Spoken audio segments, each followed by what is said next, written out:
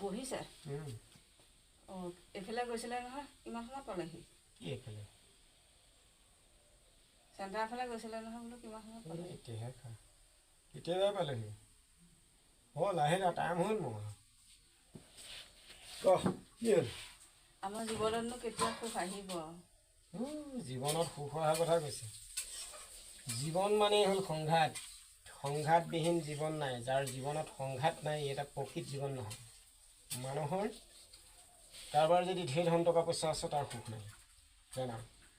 আৰু মানুহ সীমিত চলিব পৰা পইচা থাকিলে সুখী আৰু বেছিকৈ সুখ বিচাৰিবও নালাগে গম পালা নাই জীৱন মানেই সংঘাতবিহীন জীৱন নহয় যাৰ জীৱনত সংঘাত নাই এটা প্ৰকৃত জীৱন নহয় তুমি নিজে ভাবা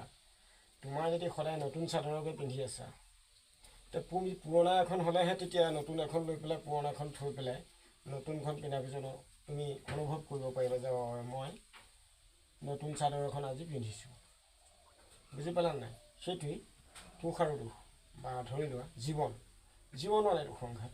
সংঘাতবিহীন জীৱন যাৰ জীৱনত সংঘাত নাই সেইটা প্ৰকৃত জীৱন নহয় তেওঁ অনুভৱ কৰিব নোৱাৰে সেইকাৰণে সংঘাত থাকিবই লাগিব জীৱনত সুখ আৰু দুখ বুজি পালা সেইটোকে মাথা মাৰি আছা মই আহিলোঁ কেতিয়াবাই আহিলোঁ মোৰ কাম হ'ল মই গ'লোঁ আহি মোৰ বহুত টাইম হ'ল প্ৰায় আধা ঘণ্টা হ'ল আৰু ৰেষ্ট কৰি আছোঁ